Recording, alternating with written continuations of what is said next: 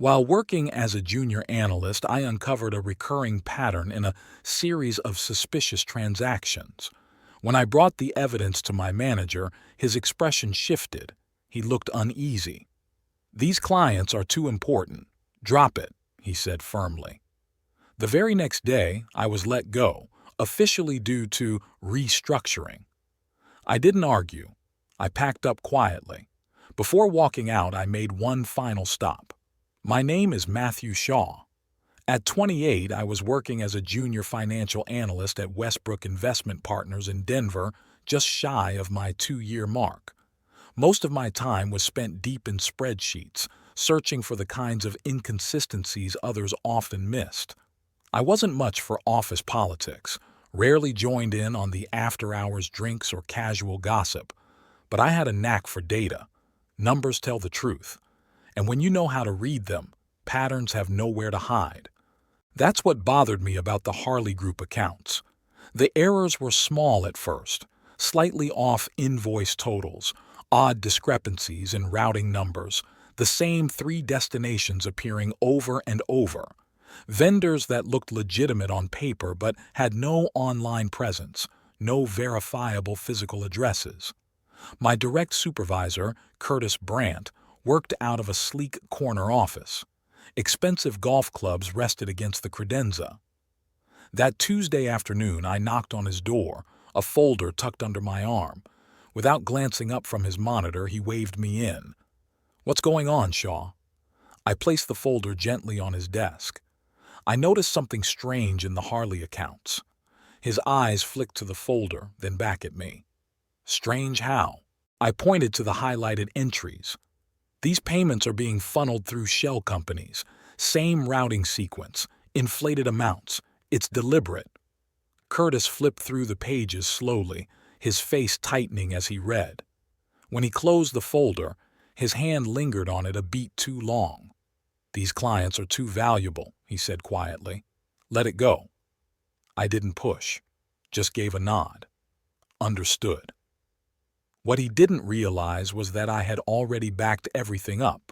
His tone said more than his words. Something told me I might need that evidence. The next morning, I got a call from Heather in HR. "The company's restructuring," she said. "Your role is being eliminated. It's not personal. A severance deposit was already on the way. Please clear out your things by noon." No one looked at me as I packed up. It was strange how quickly you become invisible. 3 years earlier, I'd moved to Denver after earning my master's in financial analysis. My grandmother had left me just enough to wipe out my student loans. Not much else. She used to tell me, "Matthew, always trust your gut. Numbers won't lie. But people, they definitely will." She'd raised me after I lost both parents in a car crash at 12. Westbrook wasn't exactly the dream job, but it had a strong reputation. I kept my head down, pulled long weeks, 60 hours, sometimes more, and earned a name for being dependable, if not flashy. Curtis had hired me personally. "People miss things," he said during the interview. "I need someone who doesn't." Looking back, I should have seen the signs. The Harley accounts were off limits. Only a few people handled them, and anytime I asked questions, the answers were vague or deflective. I once overheard Curtis on the phone saying, "No, no one's digging. It's handled just like we planned." I ignored those red flags. I was focused on building something: respect, a career, a stable future. I didn't want drama. There was one person who might have seen what I saw.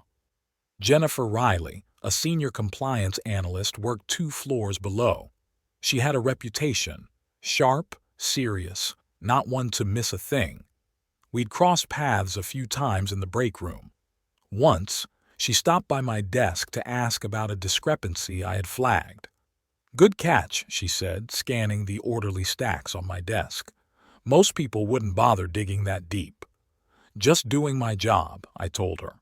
She studied me a second longer. "Keep doing it. Here." She handed me her card. "If anything ever looks wrong, my door's open." I slid the card into my wallet, tucked behind my driver's license. Didn't think I'd need it. But there had been another red flag.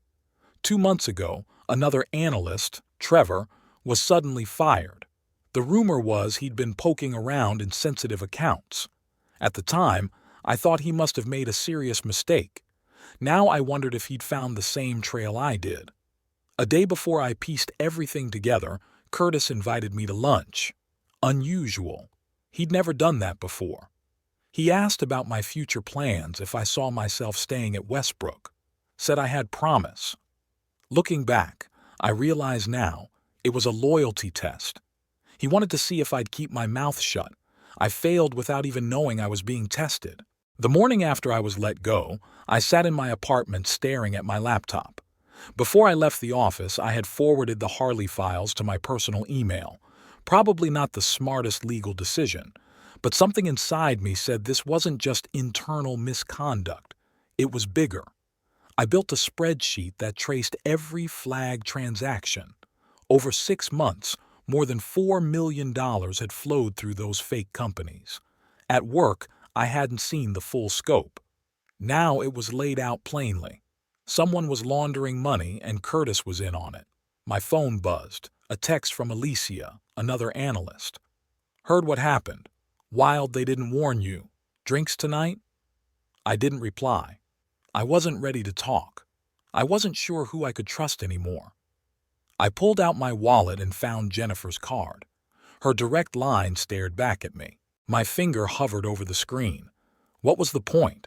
I'd already been fired. Taking on a firm like Westbrook would mean legal bills, stress, possibly losing my future career. I'd be branded a whistleblower, a risk, a liability. Maybe I should just walk away, start fresh somewhere else. My apartment felt smaller than usual. I grabbed my keys and went for a drive. I ended up at the park my grandmother used to take me to when I was a kid. I sat on a bench watching dogs chase frisbees and joggers pass by. Trust your gut, Matthew. I could almost hear her voice again. So what was my gut telling me? That something deeply wrong was going on.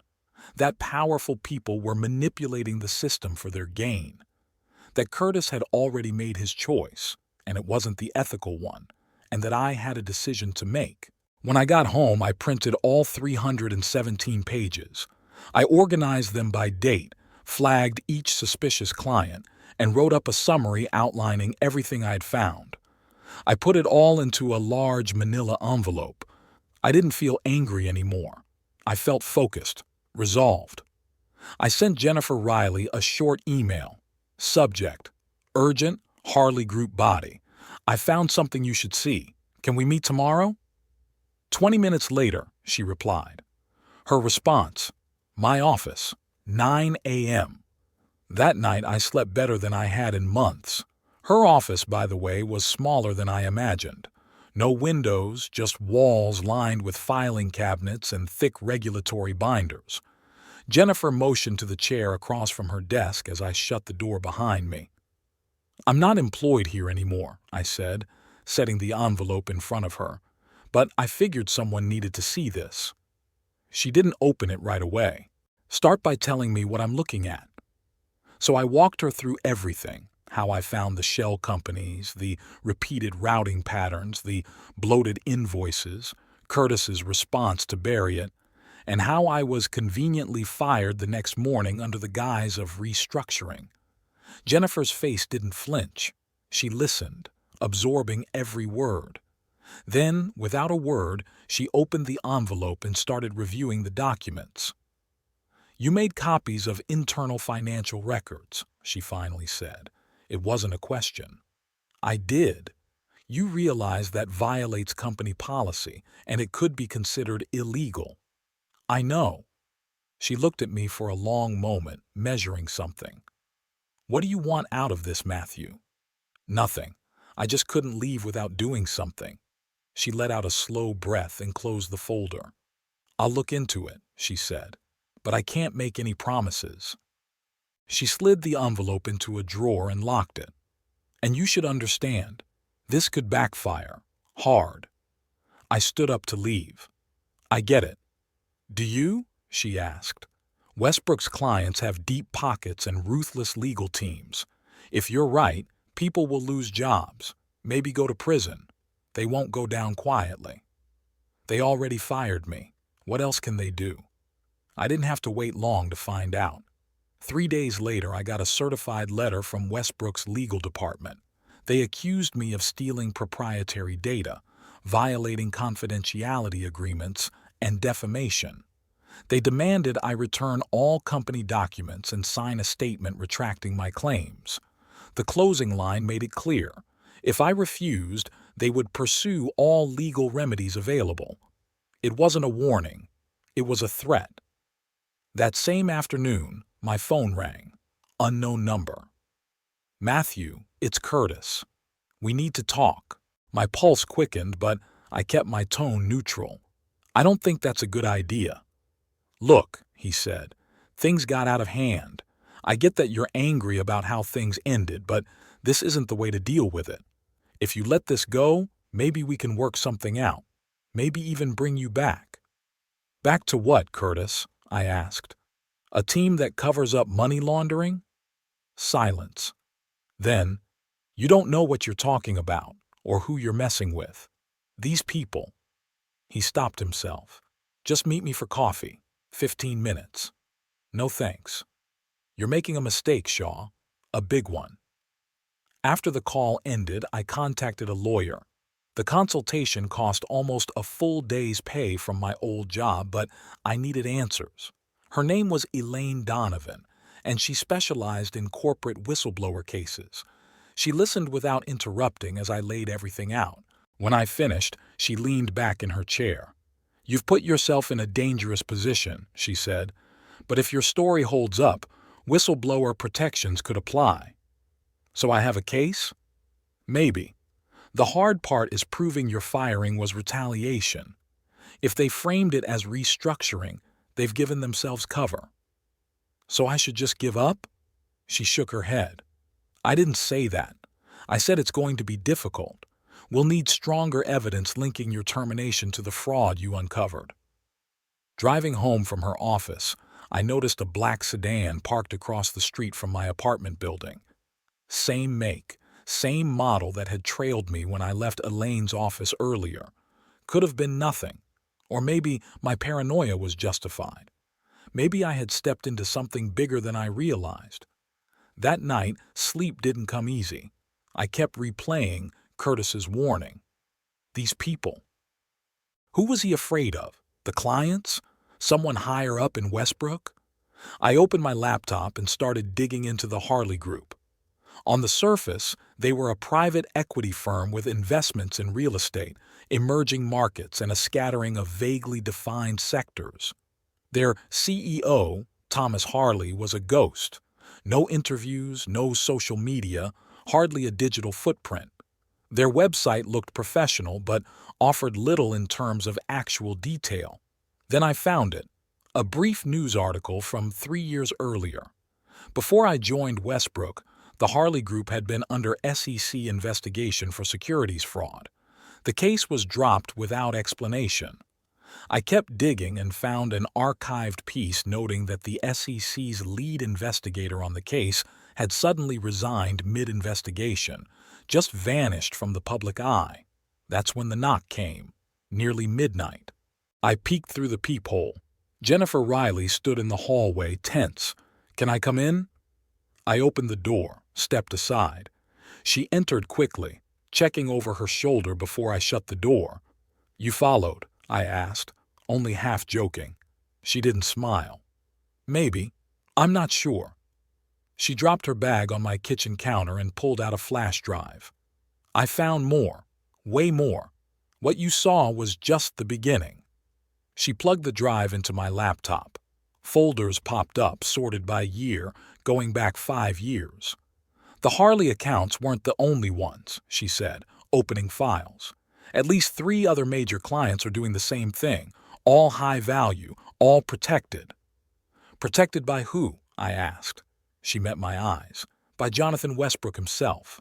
The name hit like a hammer. The founder. The man whose name was on the front of the building. "How far up does this go?" "At least the CFO, possibly the head of client services too. They're funneling money offshore using Westbrook's infrastructure to make it look clean. I sat down slowly, absorbing it. Why are you showing me this? Why not go straight to the feds? I needed to be certain first, she said, and I needed someone else who knew, someone outside, insurance. Insurance against what?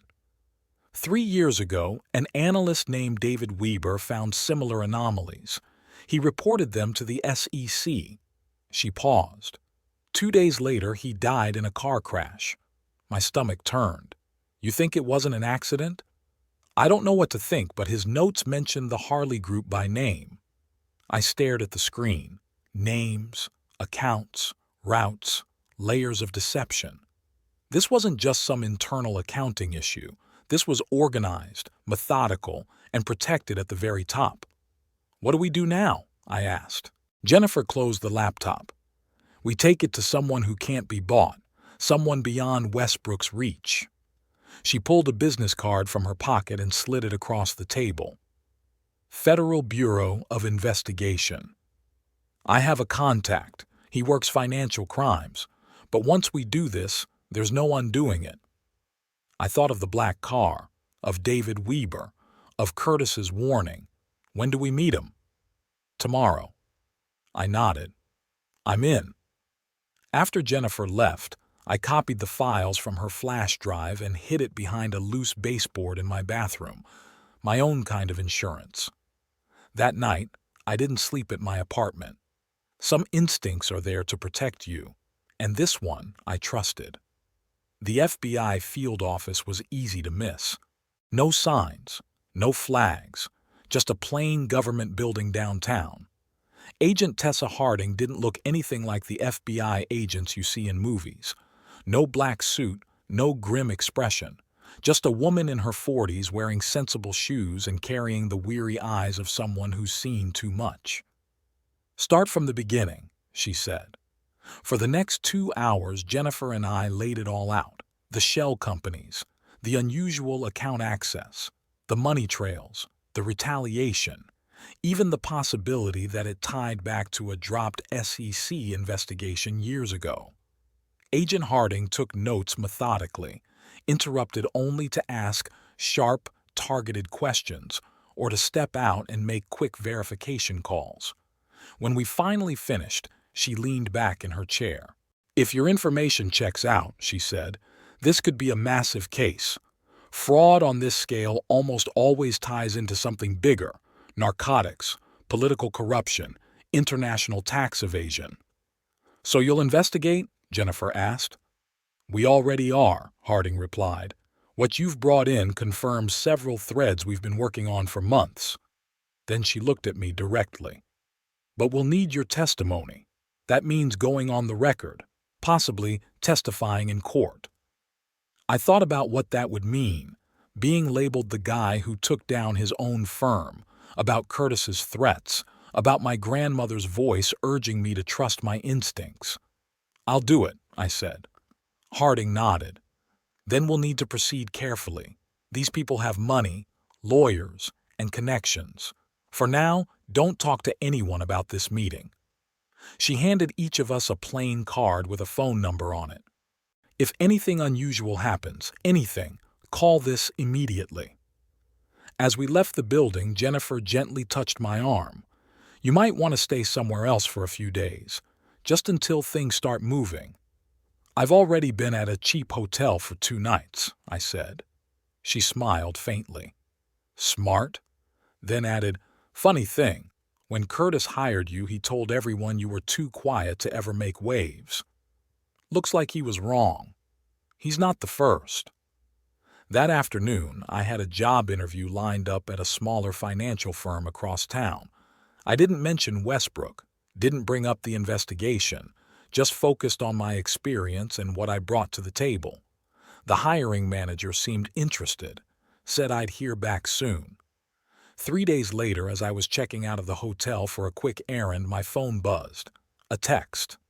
Unknown number, parking garage, level 3, blue Honda, 20 minutes, no name. Only one person knew where I was staying, Jennifer. I considered calling Agent Harding, but Curiosity won. I took precautions, parked a level above, walked down quietly, stayed close to the exit. The blue Honda was there. Driver's window rolled down, but it wasn't Jennifer inside. It was Trevor, the analyst who'd been fired before me. "Get in," he said urgently. I hesitated. "Please, it's about Jennifer." I climbed into the passenger seat. "How did you find me?" "She told me where you were staying," he said. "Yesterday, before they grabbed her." My stomach dropped. "Who grabbed her?" "Westbrook Security. They're claiming she stole sensitive client data. She's being held by their legal team." He raked a hand through his hair. "Look, I know what you both found. I saw parts of it 6 months ago. That's why they fired me." "Why come to me now?" "Because Jennifer helped me when no one else did. And because what's happening at Westbrook, is bigger than either of us thought." He handed me a USB drive.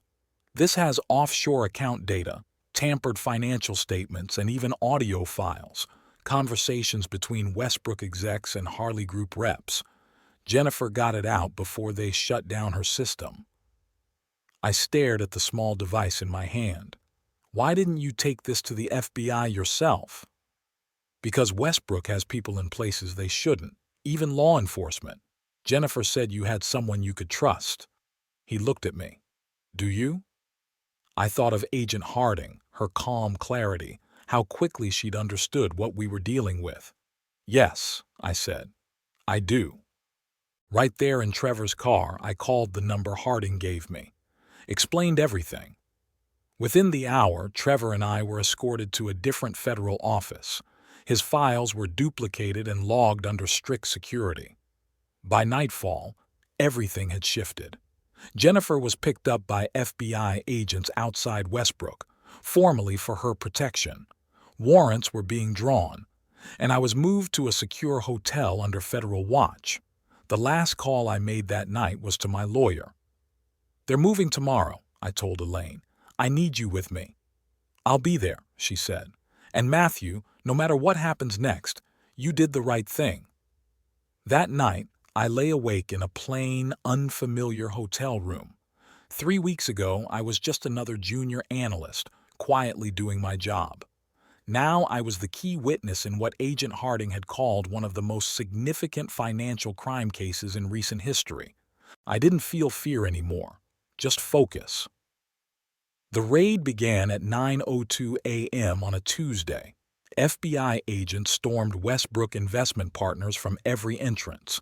Other teams executed simultaneous search warrants at the homes of Jonathan Westbrook, the CFO, and 3 senior partners. A separate team hit Harley Group's headquarters in downtown Denver. From Agent Harding's car parked across the street, I watched the chaos unfold. Employees streamed out, dazed and confused. Some were stopped and interviewed on the sidewalk. Others clustered together, checking their phones for answers. Then I saw him, Curtis Brandt, being led to a black SUV. No handcuffs, but it was clear he wasn't walking out of that building by choice. His face was set, tight, angry, maybe scared. "He's cooperating," Harding said, "trying to cut a deal." Of course he was. I almost laughed. Curtis glanced up as the SUV pulled away. For just a second, our eyes met through the windows. He didn't look surprised, just defeated. By that afternoon, it was national news. Major investment firm raided in multi-million-dollar fraud investigation. They hadn't released my name yet, but it was only a matter of time. Jennifer called me from her lawyer's office. "They're offering immunity to lower-level staff who cooperate, but the execs? They're in real trouble." Jonathan Westbrook? Arrested at home. They found shredded files in his fireplace. And Harley? Gone. Left the country last week, but the feds froze the company's assets. 2 days later, I sat in the office of a federal prosecutor named Diane Lawrence. Serious, precise, no nonsense. We went over everything again. Trevor's files, my originals. Documents seized in the raid. Sworn statements from at least 6 employees who'd seen parts of the scheme but had been too afraid to speak up before. When we were done, Lawrence closed her folder.